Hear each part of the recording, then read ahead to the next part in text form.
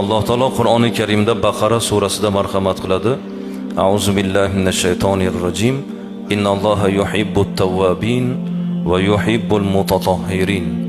Albatta Alloh chin tavba qiluvchilarni va poklanib yuruvchilarni sevadi deb marhamat qilyapti.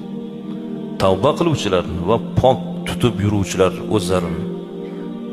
Doim pokiza yurgan odam Allohning muhabbati bor odam shu odam.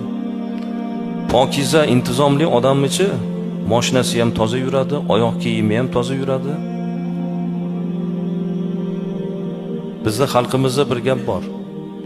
Bir xonadondan kelin olmoqchi bo'lsangiz, o'sha xonadonni tahoratxonasini ko'ring, oshxonasini ko'ring.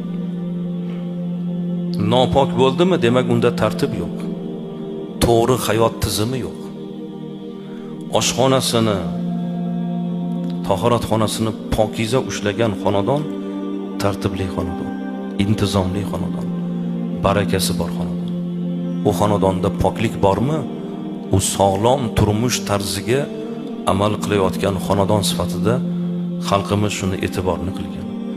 Shuning uchun bizda mana ilgari odat, bu odatlar deyarli yo'qolib ketyapti. Azonda shu namozga kelaversa, hammani ostonasi suv sepilgan, supurilgan.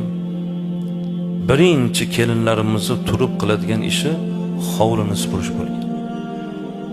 Hozir podyezdini supurmayapti. O'zi har kuni 4 marta kirib chiqadi. Nega men supurishim kerak deydi. Boshqalar ham yashaydi-ku deydi. Keyin uni hokimiyatni obodonlashtirishni odamlar kelib supurib tozalab berish kerak. Va sovchish keladi-ku shu podyezga. Keladiganlar shu podyezdan chiqib qo'shnidan surishtiradi. Shunga qaramagan qanday bo'ladi?